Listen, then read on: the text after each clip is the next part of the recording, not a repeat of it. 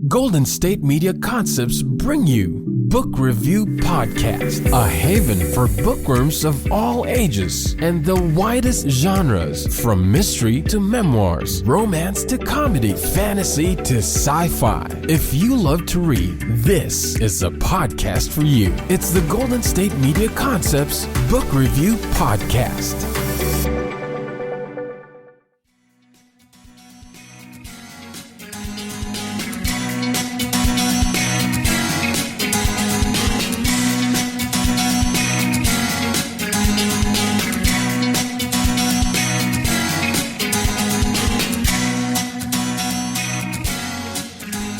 Hello and welcome to the GSMC Book Review Podcast, brought to you by the GSMC Podcast Network.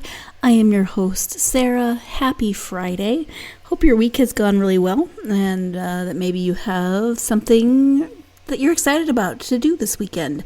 And that could be anything. You could be excited to be traveling. You could be excited to catch up on errands. You could be excited to, of course, read a book. You could be excited to clean. I don't know your life. So whatever you are excited about this weekend, I really hope that you get the time to implement that task or those tasks. Our weekend. Looking at our weekend, we have some friends coming over on Saturday or Sunday, which is exciting. I'm not the greatest at making new friends, so it's always nice to meet somebody that I connect with in a new place. And then tomorrow we might be going to a medieval festival.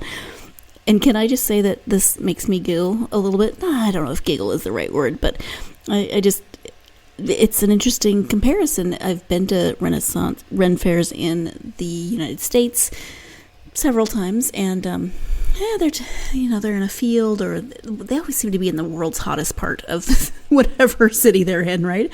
At least the ones I've been to have always been extremely hot, and whether that's in Montana or in Texas, they've always seemed to be really hot. But they sort of recreate the medieval feel, right? They might build a cardboard or a wooden cutout of a part of a castle wall or something. Well, no, this medieval festival is just at the castle.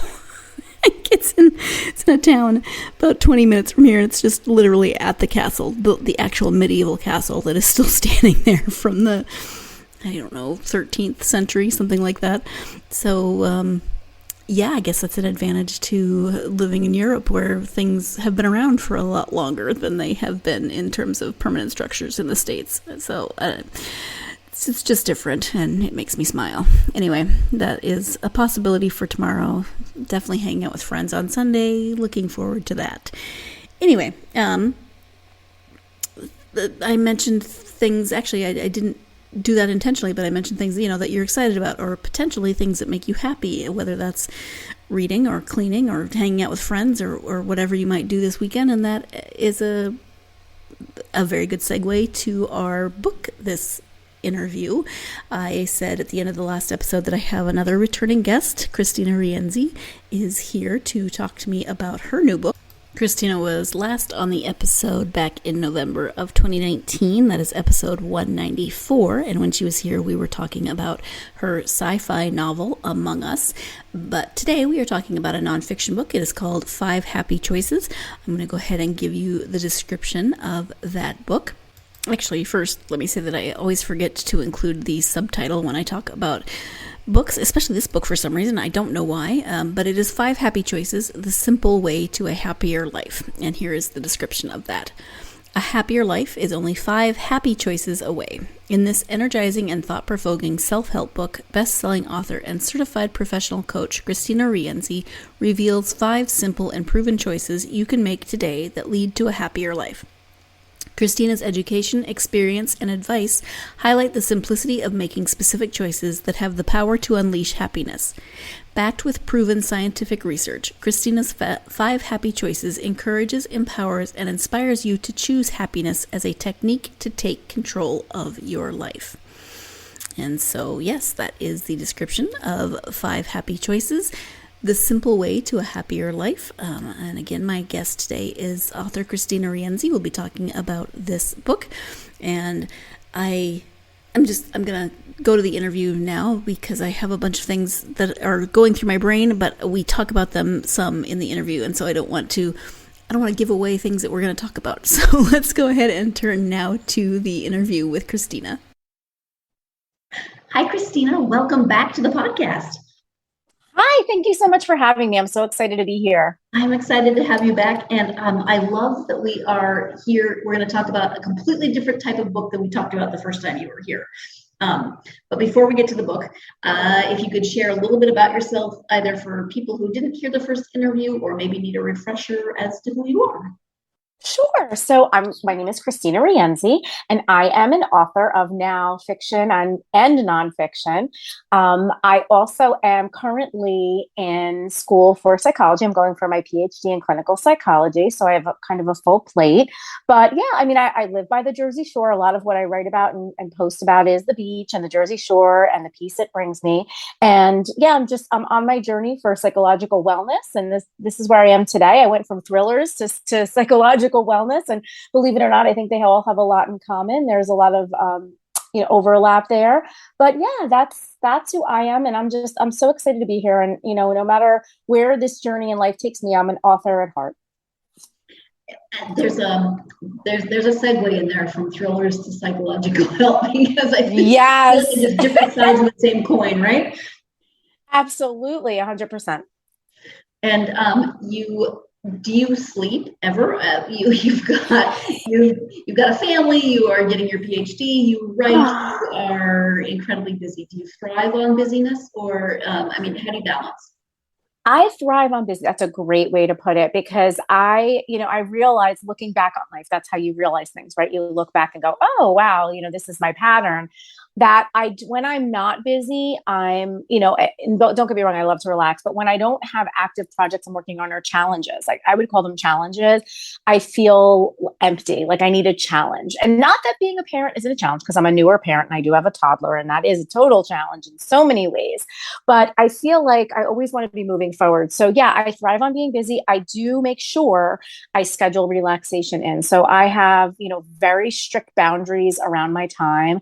I do have end times every day. I have free time on the weekends. I want to make sure I get to be with my family. So that is how I make it work. It is definitely not easy. And any little bump in the road that kind of sets me off a little bit, my course. But, I kind of have the philosophy of like going with the flow, and just whatever's meant to be will be. And so I just ride the wave. And, you've got to be willing to change and make, be adaptable in life, because it's not just about meeting goals. It's about life. Like life isn't predictable, right? And we can't control it. So that's kind of how my mindset is. And yeah, it's worked out for me, and it may take me, 7 years to get my doctorate, but I'll get it eventually, and that's okay. You'll get there in the end. That's right. That's right. And actually, what we just talked about is a great transition to the book, because it is called 5 Happy Choices. So let's start with just an overview of the book itself. Yeah, so 5 Happy Choices is exactly what the title says. It's and it also is, the subtitle is Simple Way to a Happier Life. So the book is about 5 easy choices you can make every day, and that they can become a habit, that are backed in science, and they're proven choices that make you feel good, that spark that happiness within you. And over time, doing that and living this way leads to a happier life. And these are all backed in scientific research, and there are a lot of things you can do to feel good and to be happy. But it's not just about like feeling happy. Listen, we're not going to be happy all the time, right? Happiness is an emotion that we feel, but being happy in terms of living your life and living a happier life, which is what this is about making choices, knowing you're in control to make choices that can change the trajectory of your life, and that you can put you in control of your life, so that you're not the victim, or you're not at the receiving end of what happens to you. And that's what this is really about. And so what was your initial inspiration? What was the jumping off point for you to decide to write this book? I've always been a nonfiction writer, in a sense that I've written, tons of blog posts. I write for work. I've written for all different things. And I really have always in the back of my head wanted to write something that was helpful from a self-help and development standpoint. And psychology is my backbone. That's where I feel I'm strong and get my education and inspiration from, the psychology-based nonfiction, right? That's where I was going with it. So COVID happened. Okay. So prior to that, I had some things happen in my life. I lost my mom. I was in a very dark place. I also found out I was pregnant unexpectedly, and that was a very happy place. And there was a lot of kind of emotional ups and downs. And then COVID hit and kind of sent me into a whirlwind. I have anxiety. I've always had anxiety. I have panic attacks. And so COVID took it to another level where I was absolutely functioning and coping, but I was functioning and coping through overworking, through being a workaholic, and workaholism.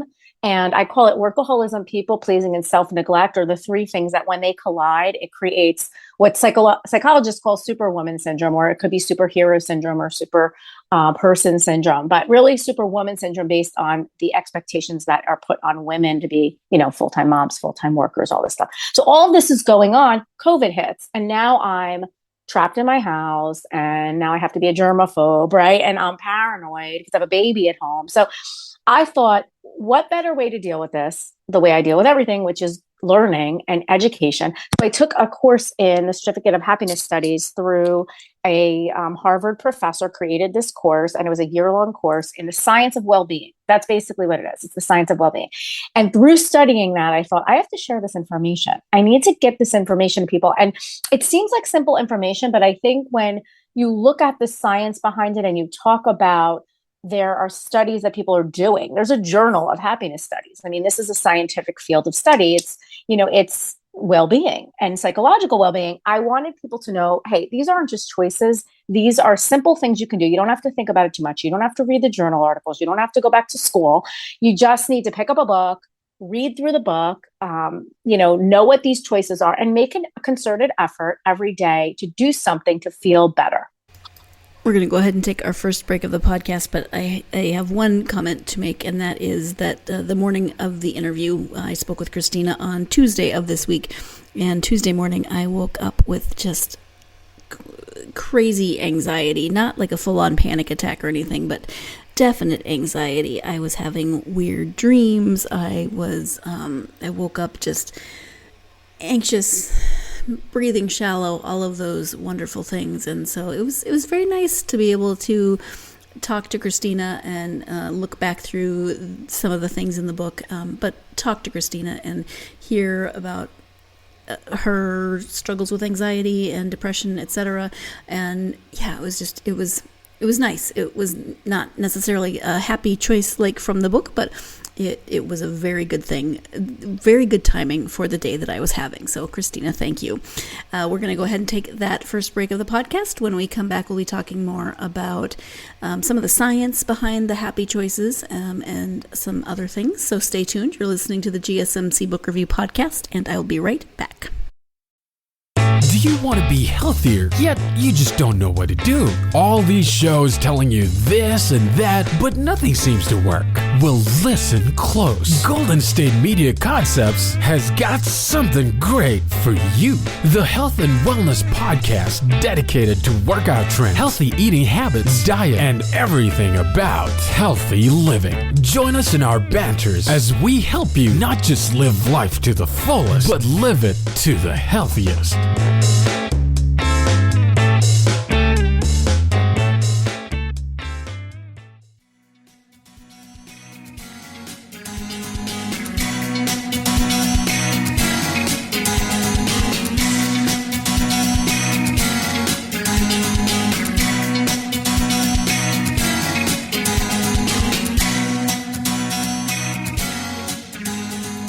Welcome back to the GSMC Book Review Podcast and my conversation with Kristina Rienzi. We are talking about her book, 5 Happy Choices, The Simple Way to a Happier Life. So let's go ahead and get back into that interview with Kristina.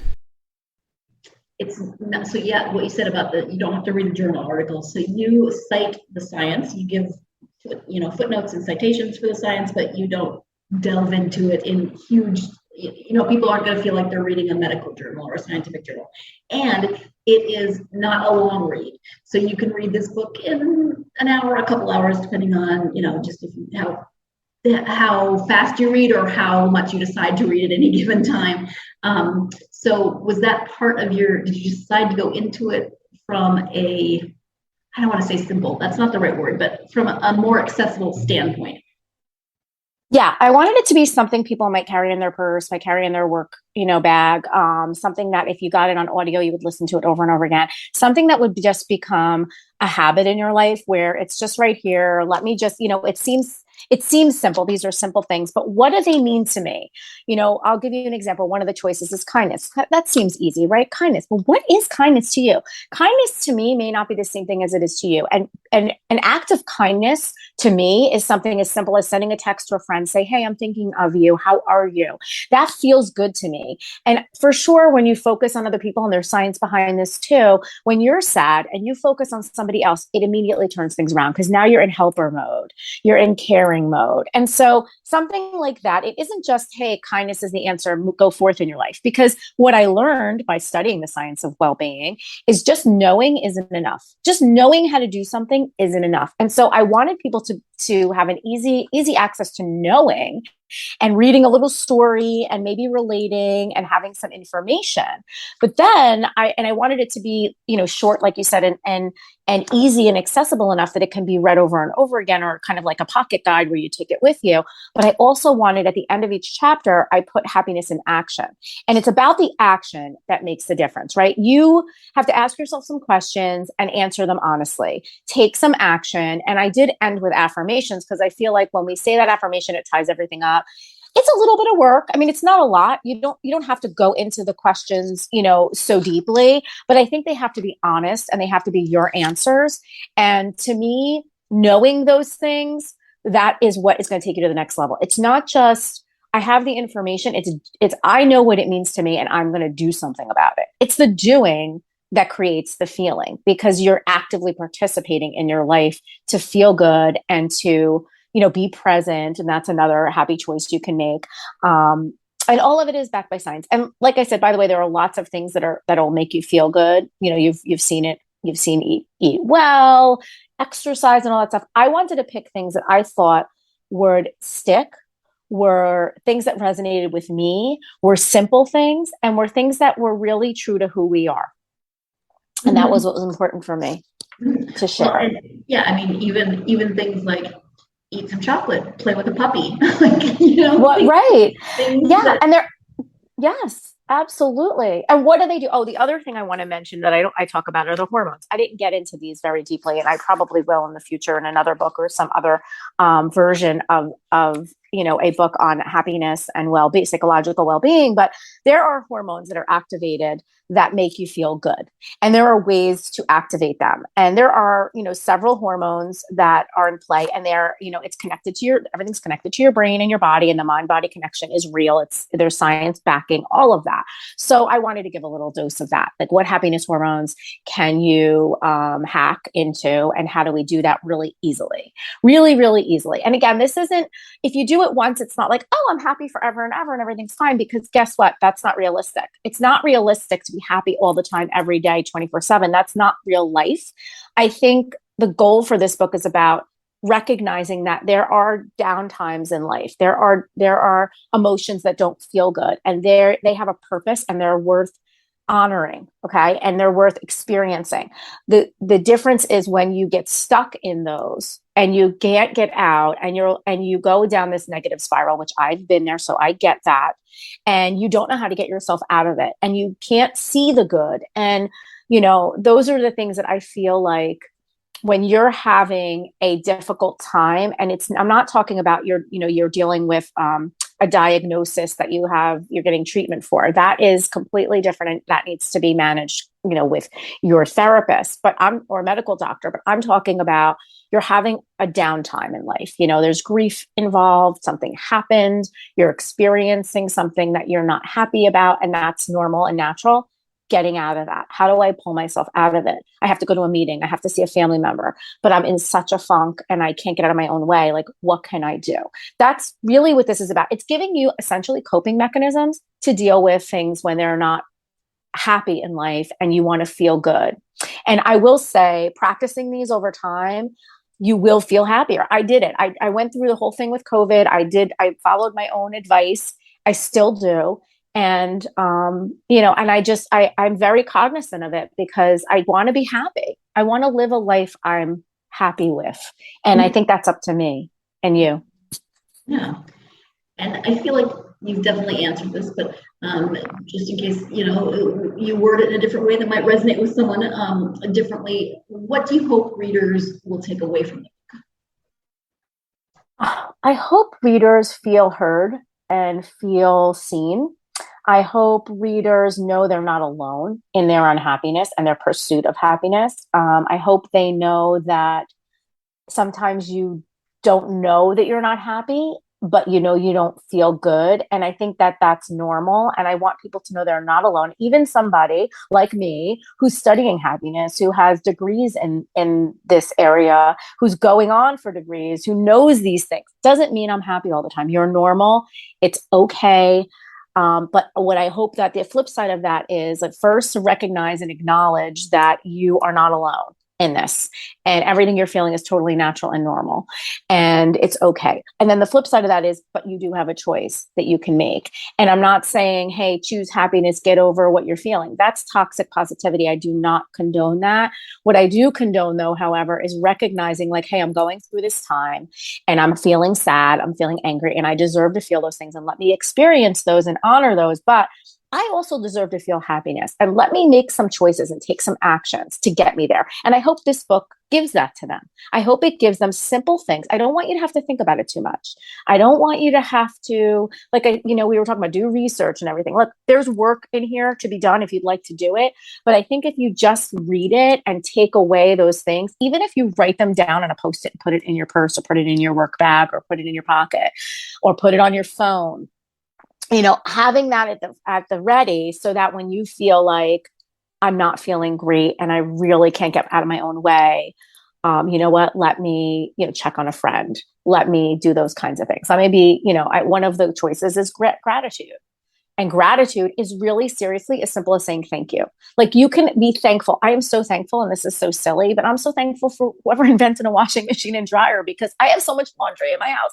And I am so thankful I have a washer and dryer to do my laundry. I feel like that is a luxury, and I'm grateful for that. So it's things like that what happens is the more you do that, the more your brain starts looking for positive things, right? That your brain has, there are parts of your brain that look for things that it's almost like law of attraction, where if you're feeling something, you're attracting it. But in your brain's looking for it. They're looking for, if you're negative and you're in a negative space and you're continually negative, your brain is going to look for things that are negative, and it's going to reflect that back on you. Okay. It's going to show that to you. You're going to see that first. So the more happy things you do, the more positive things you do, the more coping mechanisms you use, you can quickly switch from feeling sad and angry and those emotions that are valid. And you can quickly switch to, okay, I feel this. Guess what? I know how to feel good. Let me do that. And it becomes a habit. And that's kind of what I want my readers to get out of it. I want them to have a coping mechanism to deal with things and feel better on the spot, like in the moment. It is time for the second break of the podcast, and when we come back, we'll be talking a little bit more about gratitude, but I also wanted to comment on the chapter about kindness, and that is something that really resonated with me with this book, both the kindness and gratitude, and kindness because that is something that I try to implement in my own life, and kind of the same way that Kristina was talking about it in terms of, I'm thinking of somebody, so I'll send them a text and just say, hey, you popped into my head today. I hope you're doing well.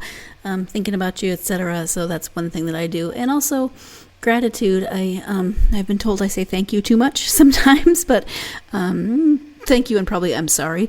But I don't see a problem with saying thank you too much. I think you can be grateful for all kinds of things, big, little, everything in between. So let's go ahead and take our break. When we come back, we'll be talking more about gratitude. You're listening to the GSMC Book Review Podcast, and I'll be right back.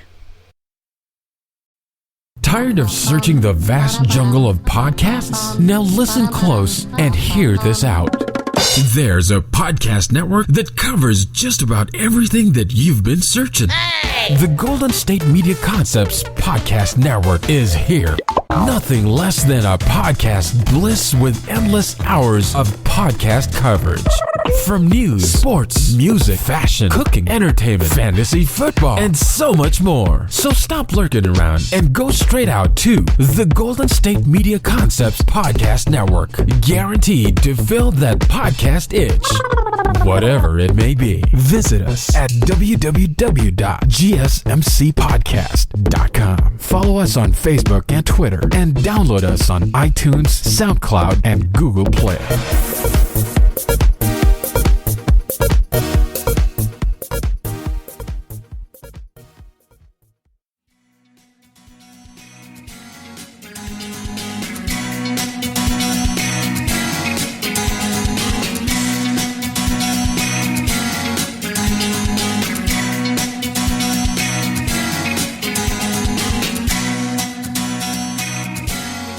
Welcome back to the GSMC Book Review Podcast and my interview with Kristina Rienzi. Let's go ahead and return to that interview. And this is a little bit silly, but I completely understand your gratitude for the dryer, because I live in now where dryers are not as common. And I had not really Wow. just not living with a dryer, which I now do. Right. Yeah. You don't realize. So, Air conditioning too. Not everybody has that. And I will tell you, the hottest days of the year so far this month, was unbearable for me. I can't take the heat anymore. I used to love it, and I do love the beach, and I go often, but I can't take the heat. I sit in the shade, and I have to be cooled off. And I am so grateful for air conditioning. It's like, I don't know. I should look up who invented these things and be grateful to them. But I'm just so grateful. I'm grateful for things that people take for granted every day, because I know I'm blessed and lucky to have what I have. And I know I worked for it and all those things, and that's great. But still, I'm grateful. I'm so grateful. And I think it just takes a little thank you to make you feel good. Absolutely. What, writing is a very personal event, no matter what you're writing, but what did you take away from this book? Were you surprised by anything in the writing of this book? I was very reluctant. I'm a private person. I know what authors are public, but we're also private. A lot of us are introverts, and I have a very hard time sharing. And I knew that in order to get through to people, I needed to share. I needed to share my story. I needed to share what I went through. And to read it, it's nothing provocative or sexy, right? But for me, it was my heart, and it was my personal experiences that I had to get on the page. And that was a growth for me. So I feel like I was very proud of myself for overcoming the vulnerability of sharing and being able to do it for the purpose of the book. Because I feel like, anybody who's ever lost someone, and if you haven't, you will, unfortunately, in life, will understand how grief can shake your world apart. And it changes who you are, and it changes everything. So for me, grief was kind of the stepping stone for me to want to be happy and looking back on my life. And so sharing that was something that I was surprised by once I started writing it, and once I read it, how comfortable I was and grateful with the way it came out, because I think it was just something that I always held back. I'm like, I'm writing fiction. It's fiction. It's not, it's not reality. Meanwhile, in fiction, you're in there, your life experiences are in there. Like, we all know that as authors, your characters are pieces of you. Like, this is all the truth about writing, because it's coming from within us and our brain and our life experience, or sharing experiences with others and getting their feedback.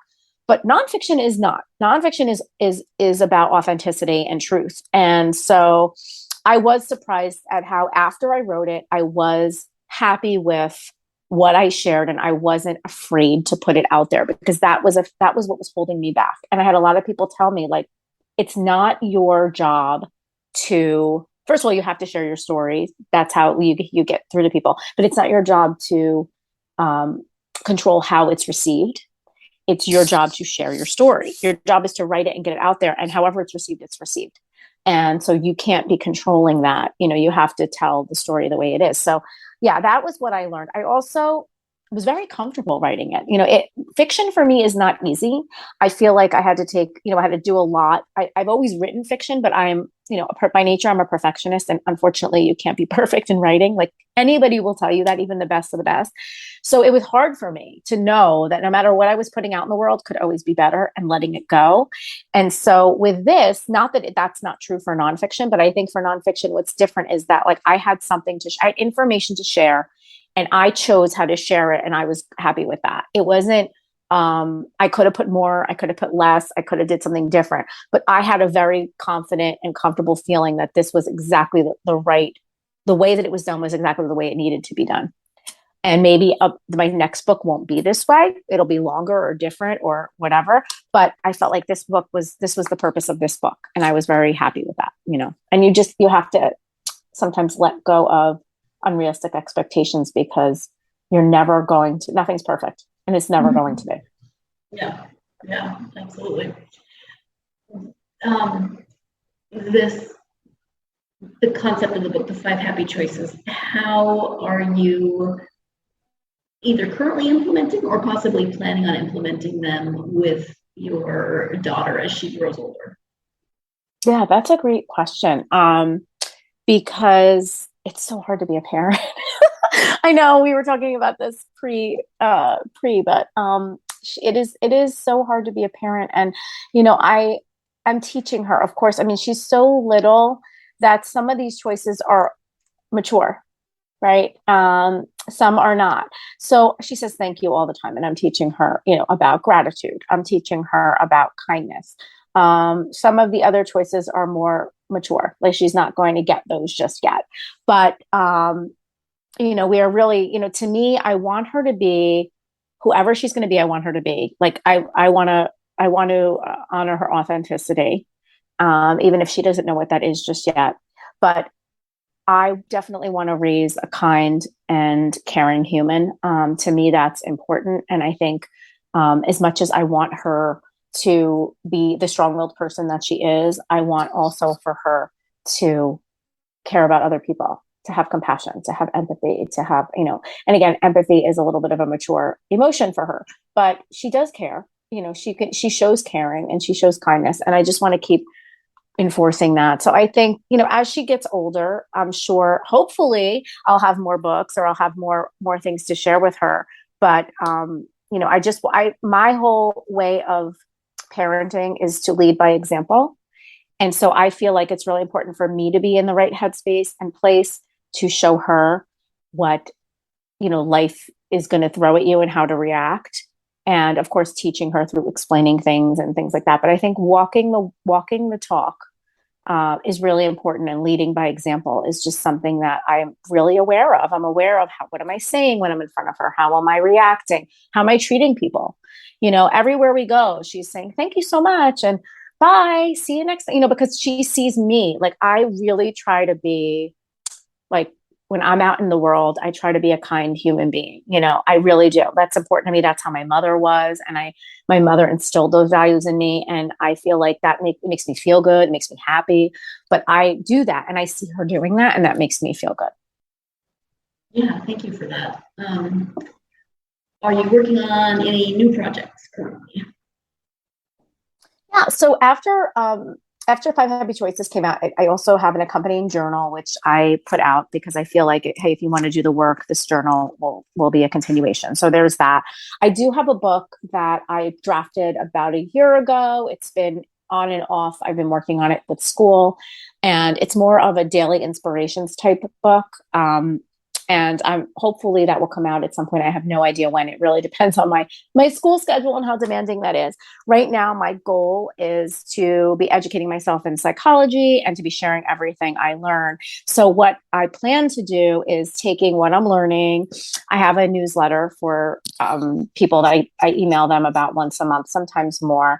And I share what I've learned in school that can be helpful to their psychological well-being. And I share any information. I do a little video. It's really all about the person who's receiving it. It's all about the email recipient and just helping them live, a happier life, to feel like they, are not alone in anything they might be experiencing from a psychological standpoint, that we all go through things, right?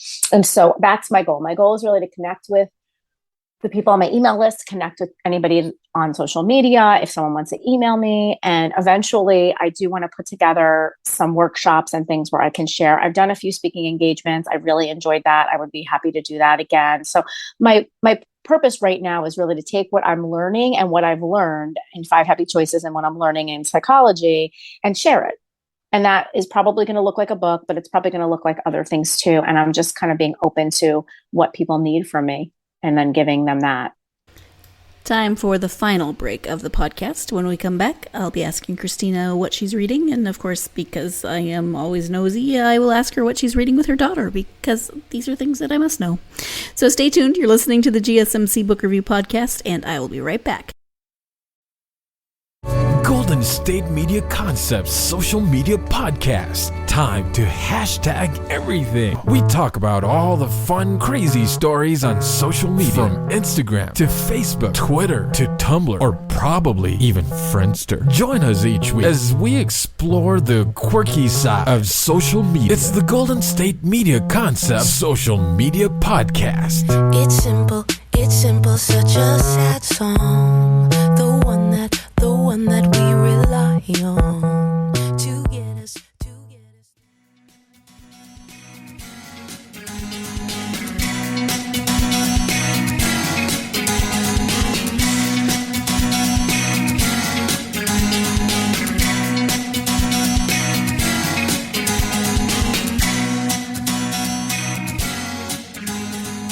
Welcome back to the GSMC Book Review Podcast and the conclusion of my interview with author Kristina Rienzi.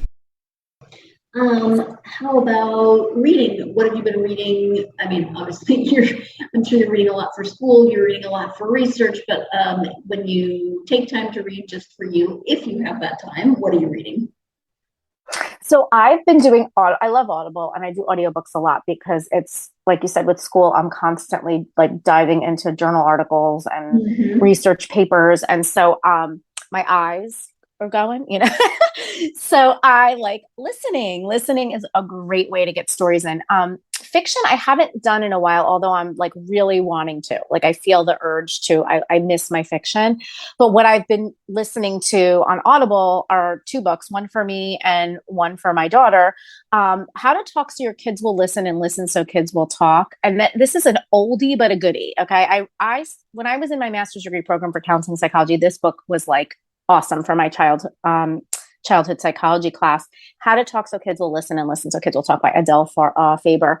And I love it. It's great. I'm reintroducing myself to that so I can actually implement it because I feel like I need to, train myself in this mom thing. And that's how I do it. And then for me, I'm actually listening to a book called Your Soul Purpose by Kim Russo. And she has a show out. She's called The Happy Medium, and she does she's done different, she's a medium and psychic for celebrities, and she has a show about that. But this book is a little different. This book is really about why we're here, why it's important. It's more spiritual, and this, it's not for everybody, but definitely for me, I resonated with it. It gives me, some peace and it's a feel-good book for me. And just they talk about all the laws of nature. She talks about the law of attraction, the law of resistance, all of these, the law of duality. Like she dives into things that are more spiritual in nature, which I feel like that keeps me afloat when I'm going through everything that I have to go through in life just to get stuff done. So those are the 2 things I'm into right now. And I'm really looking forward to getting into some fiction because I need a little bit of escape. I do that a lot with Netflix. We'll watch shows, but I need a book. So any recommendations? Send my way. I like everything. I read anything. That's the problem. That is the problem. And there's so many good, and I have so many wonderful author friends who I just love their writing. It's like, I just want to get to that too, but time. How about, what are you reading with your daughter right now? So she's funny. She's got, she loves Daniel Tiger. And he is all about, I don't know if you know who he is, but Daniel Tiger's Neighborhood is Mr. Rogers' Neighborhood. And it's the old fashioned Mr. Rogers' Neighborhood. And he's all about emotions and feelings and dealing with things in life. And so there are a couple of books that she loves by Daniel Tiger Neighborhood. It's stories from the show, but they're books. So we're reading those together and she loves them. And the thing is, she's like a little actress. I always call her Meryl Streep. I call her Little Meryl because she literally will reenact the entire scene from the show, but the book goes with it. So she knows the book, she's memorized it, and she will just reenact it and do the scenes and change her facial expressions. And so it's kind of fun. We do like a little play thing, and I sit and have the book open, and she, isn't reading the book, but she's reenacting the scene, and it's just fun. It's a fun way to connect with her. But we also have potty training books that we're playing around with, and she knows what they are, and she's like, no potty, no. Okay, when you're ready. Yeah, she's no, thank you. Yeah, she's like, I know what that is, and I'm not doing it. And by the way, there's potty training books with Daniel Tiger that she loves, and she'll reenact the whole thing. But about actually going through the process is like, it's her last control that she has over me. So she's exactly. Like, no, when I'm ready. Like the morning she'll ask for, a strawberry yogurt, and then I give it to her, and she's like, I didn't want that. I don't like strawberry yogurt. I'm like, oh, wow. Okay. This is just toddler life. And anybody who has had one understands. Yeah. They can flip on a dime. It's funny. Hence my PhD in psychology. I got to get that quick because I'm trying to figure out how to deal with her. It's some good lessons, I'm sure. Oh, for sure. Definitely some research. Yeah, absolutely. In terms of your internet presence, website, any social media that you're active on, anything you would like to let people know about? Yeah, so I am, my home on the web is my name, KristinaRienzi.com. It's where all my books are, where my email list sign up is. If you'd like just some inbox inspiration, I call it every month or so. That's where you can sign up for that. It's free, and I don't spam you, and I don't send a lot of stuff. It's really just inspirational encouragement. I'm also pretty active on Instagram. I try to post there regularly. And I also do have a Facebook page. So either one of those, I try to post on daily, just something inspirational or something that I'm doing to be happy, and, and just sharing that information because I think, or some beautiful scenes of the beach, which is always nice because they make me happy, and maybe I can bring joy to someone who can't live near the beach. So yeah, just Instagram, Facebook, my website. I would love, someone, if you have anything just to say or feedback on the book or question or anything I can help with, shoot me an email, Kristina@KristinaRienzi.com, and check out my website. That's where I live. All right. Thank you. Kristina, we've talked about a few different things today, but is there anything that we haven't covered that you would like to bring up or that you were hoping to talk about more? That's a great question. I think what I'd like to say, and depending on who's listening, if you're a reader or if you're a writer, my advice is always, don't give up, keep going. I know this is a tough industry, but don't give up. Your story needs to be told, and you should tell it. And also, if you're a writer who writes fiction and you want to jump into nonfiction, or nonfiction and jump into fiction, you can absolutely do that. I know a lot of authors that have done it. I've done it. You don't need degrees in any particular area to write nonfiction. I think you need a story to tell, and you need just something you want to share and help people with. And anything that is helpful out there, people need that right now. And I think that's important for readers. I think, the only thing I would like to say, I would love to connect with you, and I would love, for you to reach out, and that would be great. But I think, you've got to look for the content that brings you joy and happiness. And if that's fiction, then you read fiction. If it's nonfiction, you read nonfiction. If it's my book, that's great. But it's really, in this world that is really, sometimes getting to us for one reason or another, and we feel alone. You're not alone, and there are other people out there. And so however you can connect with people and, read something that brings you joy and happiness, that's, I feel like, a step in the right direction. Absolutely. Yeah. I mean, I feel like sometimes we get a little not we, but just like people in general sometimes get a little judgy with things. Let people read what they want to read. Yeah. And it's funny. I always say, like, I've been to book signings and stuff where people like want to buy one of my thrillers or something. And I'm like, read the back. Are you sure you like it? I'm the worst salesperson. But I'm like, listen, I want you to, if my book is, you're going to like it and it's going to be helpful to you. And I think Five Happy Choices is helpful. I can't imagine who it isn't helpful to, but it has to be something you're into. Not everybody wants to read this stuff, and that's okay too. Right. It's not for everybody, but if it's for you, whatever book it is out there, that do you and do what works for you. That's the other thing I want to say. There's a lot of advice out there and information, and it's great, but you've got to follow your path and do what works for you. And not everything's going to work for everybody. And these choices are really just ideas and options that work for me. They are backed in science, and they do help, but one of them might not work for you for some reason, and that's okay. You've got to do what works for you. I think it's the most important thing to me about all of this, whether you're reading, fiction, nonfiction, not reading, listening to books, doing your hobby, writing, is take care of yourself. Most importantly, we can take care of our physical health. We can take care of our careers and our family, but we often forget about our mental health and our psychological well-being. And that is like really, really, really important. If you're not psychologically well and able to go through life and handle things and cope with things, you're not going to be able to be present for your family. You're not going to be physically healthy, and you're not going to be doing well in your job or writing. So make mental health and psychological well-being your priority, top of mind in whatever way you do. I think that is the best gift you can give yourself and the people you love, because when you show up and you feel good and you are coping with life, and that may mean getting professional help. That may mean getting a psychologist, a psychiatrist, going to a therapist of some kind. Like that may mean something like a coach. It may mean whatever works for you. You're taking care of yourself in a way that only you can do. And it's really important. And it could be simple as, if you're like me, I have every couple of weeks I go and get a pedicure. You know what? That makes me feel good. It's not a big deal. I don't do a lot of things all day long, but that's what I do for me. It's a one little thing I can do. Pick something and take care of yourself. Really, really important. So that's what I would leave with, is saying, psychological well-being is really important. Don't forget about it and all the other things you're doing. Absolutely. Thank you so much for that, but also thank you so much for taking time out of your day to talk to me about Five Happy Choices and writing and just life in general. Thank you so much.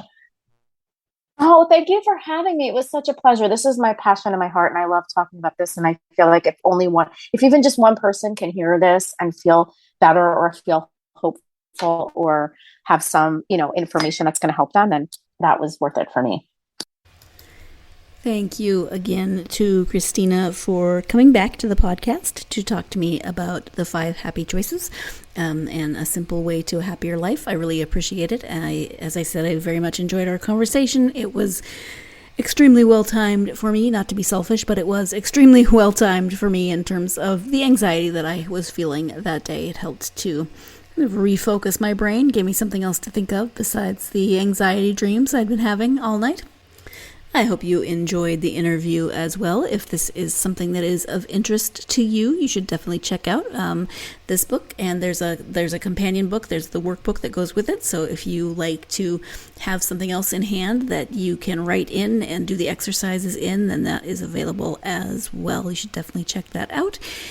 Also, if you want to, if maybe nonfiction isn't your thing or you're not in quite the right place for this type of book right now, you can check out her sci-fi, some of her other novels, which takes me back to something else that Kristina was saying about reading and reading what feels right to you at any given time. And I've said this before, but read what you want to read. Read what is of interest to you. Don't read something just because it's popular, or don't read something now just because it's popular. If you're not in the mood or in the place for it, you can put that off. You can read it 6 months later, a year later, 5 years later. Yeah, you'll be late to the party, but you read it when it feels right for you. Don't just read it because it's popular on social media or in your friend group or what have you.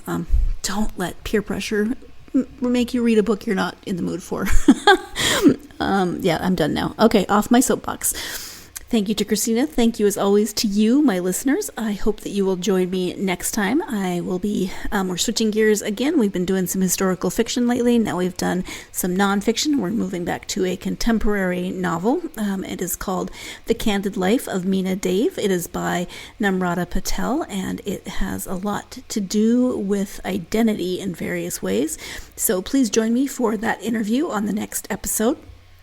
If you are a fan of this podcast, do all of those things that I always ask you to do at the end of the episode. If you haven't done so already, like, follow, subscribe on whatever platform you listen on so you can receive these podcasts as soon as they come out. Also, leave a review if you are so inclined, written, starred, what have you, and follow us on social media, Facebook, Twitter, Facebook, Twitter, Instagram, and TikTok. I love hearing from you, so come find me and we will chat on social media. As I said earlier, I hope you had a great week. I hope your weekend is looking promising, and whatever you do, if this is what you're in the mood to do, I hope your weekend involves plenty of time to get yourself lost in a good book. Thank you. You've been listening to the Golden State Media Concepts Book Review Podcast, part of the Golden State Media Concepts Podcast Network. You can find this show and others like it at www.gsmcpodcast.com. Download our podcast on iTunes, Stitcher, SoundCloud, and Google Play. Just type in GSMC to find all the shows from the Golden State Media Concepts Podcast Network, from movies to music, from sports to entertainment, and even weird news. You can also follow us on Twitter and on Facebook. Thank you, and we hope you have enjoyed today's program.